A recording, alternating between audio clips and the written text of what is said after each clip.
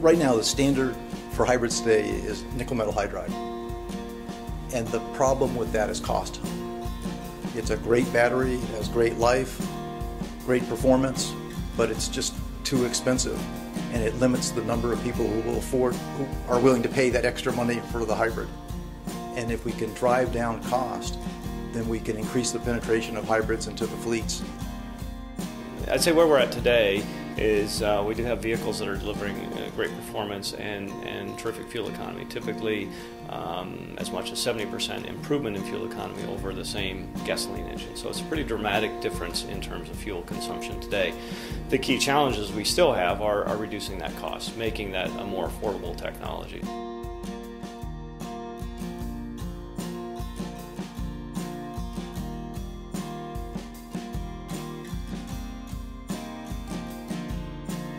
The biggest single issue is the confidence in the life of the battery.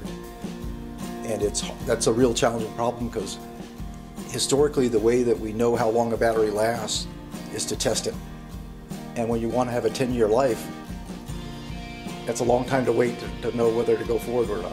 Simulation is a very, very important component for the correct design of those devices for two major reasons. Because of the life of 10 to 15 years is really critical. We don't understand that enough. We have to make sense out of our characterization data in order to understand the results much better. There's where simulation can help us. And the second thing is predicting those long lifetimes and the very complex phenomenon of being very path dependent. It makes a difference. You've got to reduce the cost to bring these technologies to market. Simulation allows you the potential to reduce the cost and timing for that, especially as we get more and more powerful tools and computing capability continues to increase.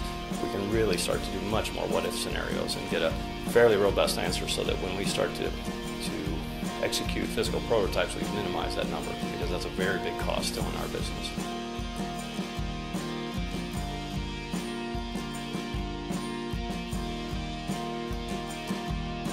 Analysis tools in general have brought down design times and product development times hugely over the past years, and the productivity in particular that we have with STAR-CCM Plus now is making a huge impact there in bringing down these times.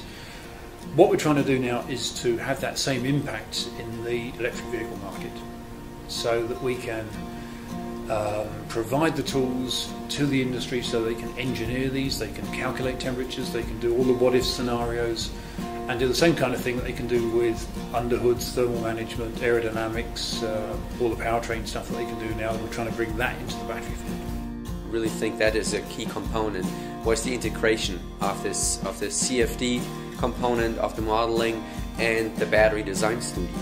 And efforts like this really need to go on so that we have a full integration of very small scale